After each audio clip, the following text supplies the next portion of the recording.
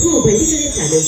ಆ ಸಾಲುಗಳ ಮುಂಬದಿಯಲ್ಲಿ ಕೆತ್ತಿ ನಿಲ್ಲಿಸಿದ ಈ ಶಿಲ್ಪಿಯ ಕಲೆಗಾರನ ಕೈಚಳಕ ಅದೆಂತಹ ಅದ್ಭುತ.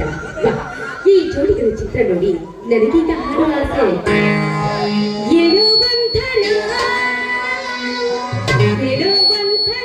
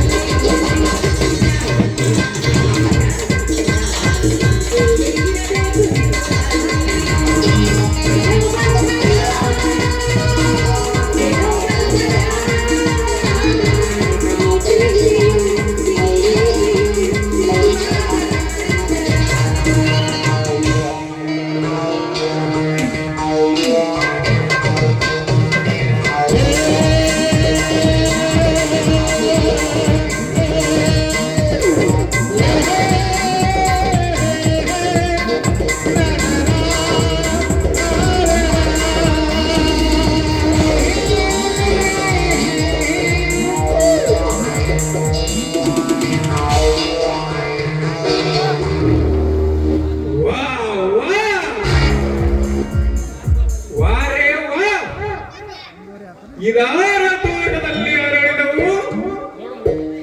ಇವಳು ನವಿಲಂತೆ ನರ್ತಿಸುವಾಗ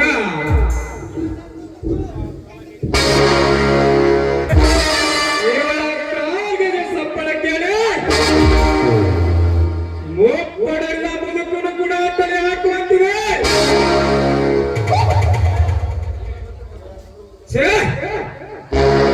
ಇವಳು ಹೆಣ್ಣೆಂದು ಸೃಷ್ಟಿಸಿ ಈ ಬೆಳೆಗೆ ಬಗೆದ ಕಲಾಬ್ರಹ್ಮ ಅಂತ ಚತುರ್ಬೇಕು.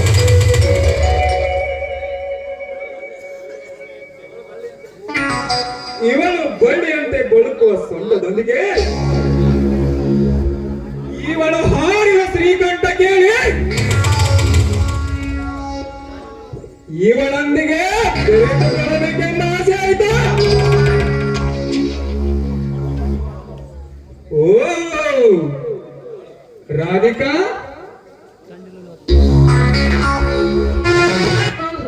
ಯಾರವರು? ನಾನೇ ನಿನ್ನ ಅಣ್ಣನ ಸರ್ವ ಸಂಸ್ಥೆಯ ಮ್ಯಾನೇಜಿಂಗ್ ಡೈರೆಕ್ಟರ್, ಅರ್ಥಾತ್ ಅವನ ಹೊಸ ಬಿಸಿನೆಸ್ ಪಾರ್ಟ್ನರ್ ಗಜರಾಜ. ನಮ್ಮ ಸಂಸ್ಥೆಯಲ್ಲಿ ನಿಮಗೆ ತುಂಬಾ ಥ್ಯಾಂಕ್ಸ್. ಮೊದಲು ನನಗೆ ದಾರಿ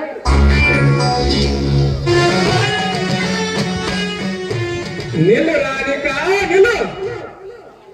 ನೀ ನಡೆಯುವ ಅಡ್ಡ ದಾರಿ ತಪ್ಪಿಸಿ ನಿನ್ನ ಬಾರಿ ಒಂದು ಹೊಸ ದಾರಿ ಹುಡುಕಿಕೊಂಡು ಬಂದಿದ್ದೇನೆ. ಹಾ, ಬಂದದ್ದಾಯ್ತಲ್ಲ, ತಾವಿನ್ನು ಹೋಗಬಹುದು.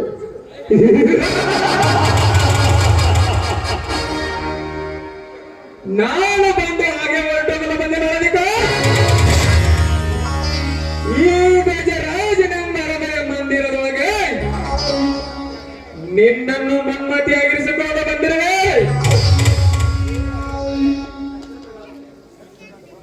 ನಕ್ಷತ್ರಗಳಂತೆ ಪೊಳಪೊಳಗೆ ಹೊಳೆಯುತ್ತಿರುವ ಈ ನಿನ್ನ ಯೌವನದ ಕರಿ ಬಿಚ್ಚಿ ನನ್ನೊಂದಿಗೆ ಪ್ರೇಮ ವಿಲಾಸವೊಂದು ಆಮೇಲೆ ಕೈ ಹಿಡಿದು ಕರೆದು ಇಲ್ಲೇ ಈ ಸುರುದೇವನ ಆಸ್ಥಾನಕ್ಕೆ. ಸರಿ, ಯೋಚನೆಗೆ ಚೌಡಾದ ಪರಸ್ತ್ರೀ ಹೆಣ್ಣು ಮಕ್ಕಳೆಂದರೆ ನಿಮ್ಮತ್ತ ಕಾಮಕರ ಕೈವಶವೆಂದು ತಿಳಿದಿದ್ದೀಯಾ ನೀಚ? ದ್ರೌಪದಿ ಸೀತೆಯಿಂದ ಬೆಳಕಿದ ಆ ರಾವಣ ದುಶ್ಯಾಸನ ಸ್ಥಿತಿ ಏನಾಯ್ತು ಅಂತ ನೆನಪಿಸಿಕ. ಅವರಂತೆ ನಾನು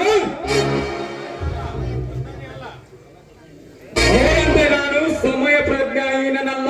ಈ ಗಜರಾಜ ಹಸಿದಾಗ ಅಣ್ಣ ಕೈಗೆ ಸಿಕ್ಕಾಗಲೇ ಭೋಗಿಸಿ ತೃಪ್ತಿ ಪಡುವ ಚತುರ ಈ ವೀರ.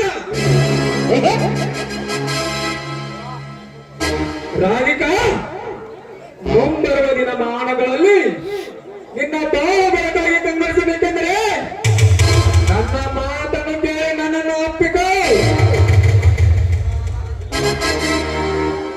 ಇಲ್ಲವಾದಲ್ಲಿ ಸೌಕಾರ್ನ ತಂಗಿ ಎಂದು ಸೊಕ್ಕಿನಿಂದ ಮೆಕ್ಕಿನಲ್ಲದೆ ಹೋದರೆ ಸದಾ ನಿನ್ನ ಜೀವನದಲ್ಲಿ ಕಷ್ಟವೆಂಬುದು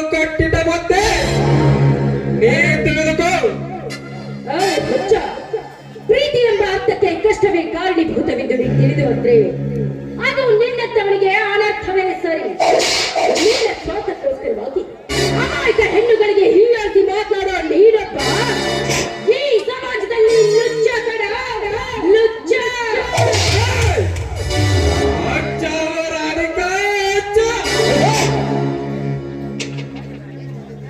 ಮೇಚಿಗೆ ನಿನ್ನ ಪ್ರಬಲವಾದ ಧೈರ್ಯ ಶಕ್ತಿಗೆ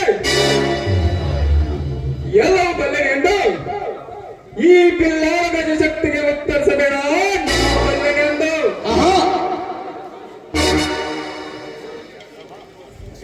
ಕಸದಲ್ಲಿ ರಸ ತೆಗೆಯುವ ಈ ಕಲಿಯುಗದಲ್ಲಿ ಪ್ರೇಮರಾಜನೆಂದು ಬಿರುದು ಪಡೆದಿರುವ ಗಜಕೇಸರಿಯನ್ನು ಮರೆತು ಮಾತನಾಡಿದರೆ ನೀನು ಬಳಿ ಸಮಾಜದಲ್ಲಿ ಕಾಲು ಜರಿದ ಎಣ್ಣೆಂದು ಕಾಳೆ ಮುದಿ ಪಡಿದೆಬ್ಬಿಸುವೆ.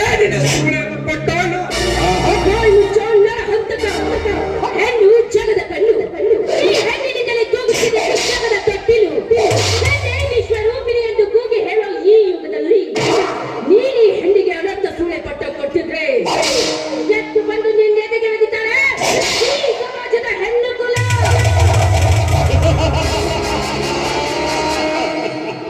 ಸಮಾಜ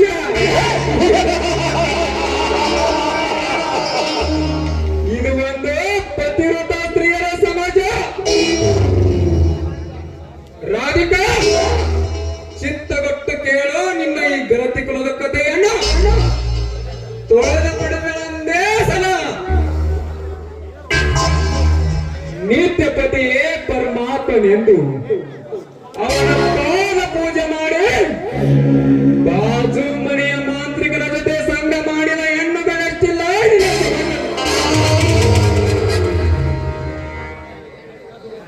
ಅಣ್ಣ ತಂಗಿಯರಂತೆ ನಟನೆ ಮಾಡಿ ಮದುವೆ ಆಗದೆ 3 ತಿಂಗಳ ಗರ್ಭವತಿಯಾದ ಹೆಣ್ಣುಗಳಷ್ಟಿಲ್ಲ ಪಾಂಡ ಸಮಾಜದಲ್ಲಿ.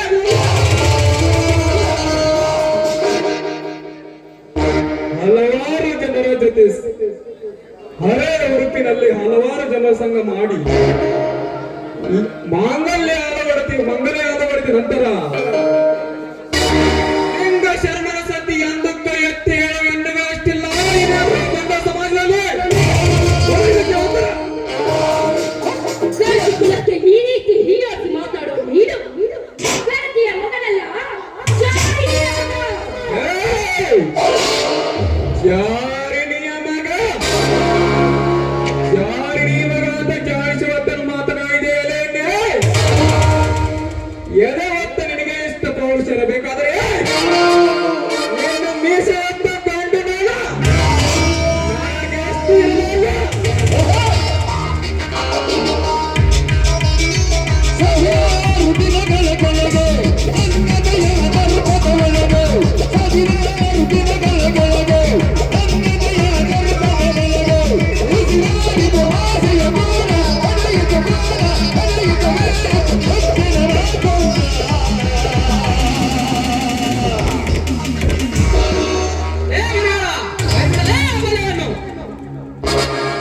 ನನ್ನ ಕಾಮ ಪ್ರಯೋಗದ ಅಡ್ಡಯಿಸಿ ಬಂದ ನೀನಾಗ ಪರಸ್ತ್ರೀಯರ ಹೆಣ್ಣು ಮಕ್ಕಳನ್ನು ಕಾಡಿದ ಕಾಮಕರ ಕಣ್ಣು ಕೇಳಲು ಬಂದಿರುವವನು ಹೆಣ್ಣು ಹುಲಿಗಳ ಗಂಡ ಸರವೇಗದ ಸರದಾರ ಜೀವನ ಕಾಂತವೀರ.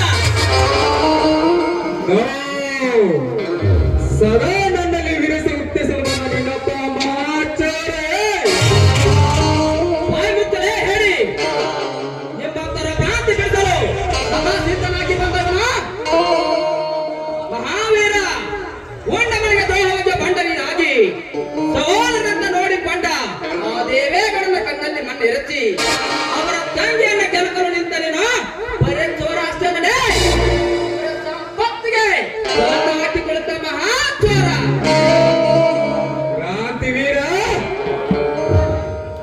ಸದಾ ಇವರನ್ನು ನಮ್ಮ ಮನೆಯಲ್ಲಿ ಶ್ರೀಮಂತಿಕೆಯನ್ನು ಅಪೋಷಣೆಸಬೇಕೆಂದು ಬಂದಿರುವ ನನಗೆ ಮಹಾಚೋರನೆಂದು ಪ್ರತಿಪಾದಿಸಿದೆಯಾ ಪ್ರಮುಖ?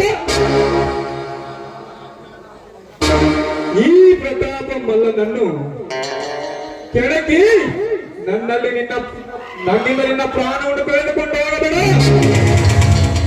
ಸುಮ್ಮನೆ ಈ ಕುಸುಮವನ್ನು ಇಲ್ಲೇ ಬಿಟ್ಟು ಹೋಗಿಬಿಡು. ಬಾಯಿ ಮುಚ್ಚನೆ ಹೇಳಿ, ನಿಮ್ಮಂತವರ ಭ್ರಾಂತಿ ಬಿಡಿಸಲು ಸದಾ ಸಿದ್ಧನಾಗಿ ಬಂದವನು. ಕೈ ತಟ್ಟುಕೊಂಡ ರಣ ಹೇಳಿ ಅನ್ನಲೇ ಈ ಕ್ರಾಂತಿವೀರ. ನನ್ನನ್ನು ಕೆಳಕುತ್ತೇನೆಂದು ಬಂದವರನ್ನು ಇಳಗಂಡು ಬರಲಿಲ್ಲ. ಕಥಕದಲ್ಲಿ ರಣಧೀರ ನಾನು.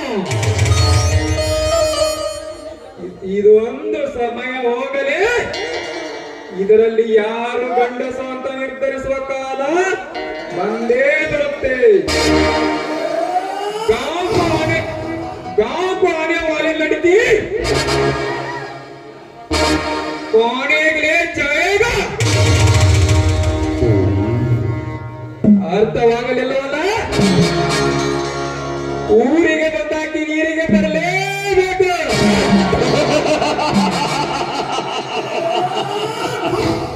ಬರ್ತೀನಿ ಚೋಕ್ರಿ.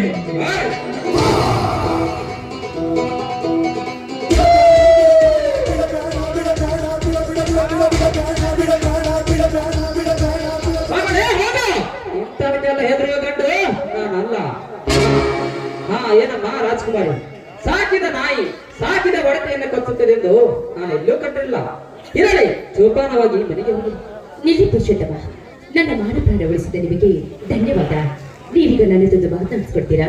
ಅದೇನಂತ ಹೇಳು ರಾಜ್ಕುಮಾರಿ. ಕ್ರಾಂತಿ ವಿರುತ್ತಮಣಿ, ಅಂದಿನ ಸ್ಪರ್ಧೆಯಲ್ಲಿ ನೀವು ಗೆದ್ದಾಗ ನಾನು ಹೋಮಾರಿ ಹಾಕಿದೆ.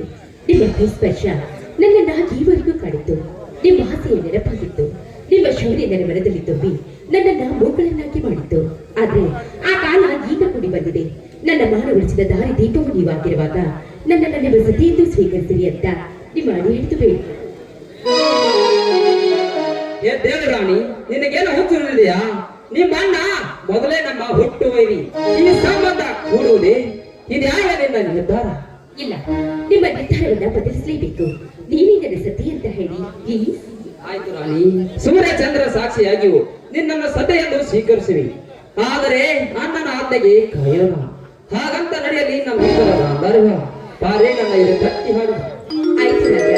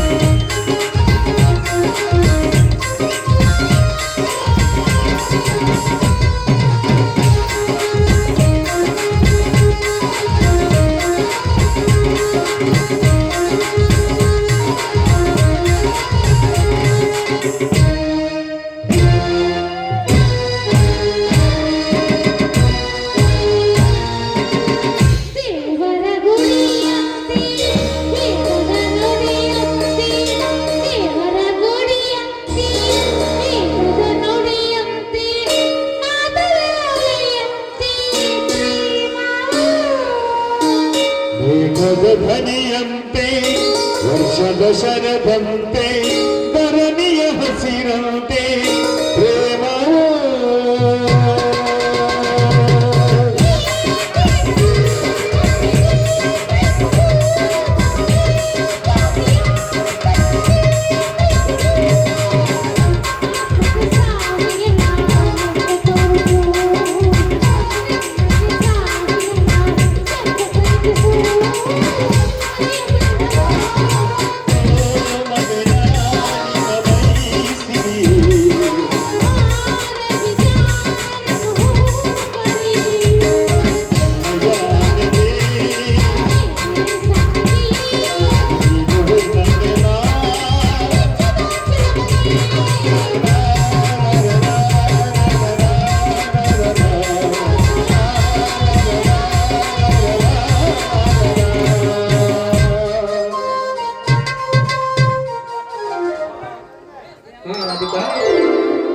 ರಾಧಿಕಾ, ಆ ಗಜರಾಜ ಇನ್ನು ಮುಂದೆ ಅರಗಾಯವಾದ ಹಾವಿದಂತೆ ಅವನ ಬಗ್ಗೆ ನೀನು ಜೋಪಾನ.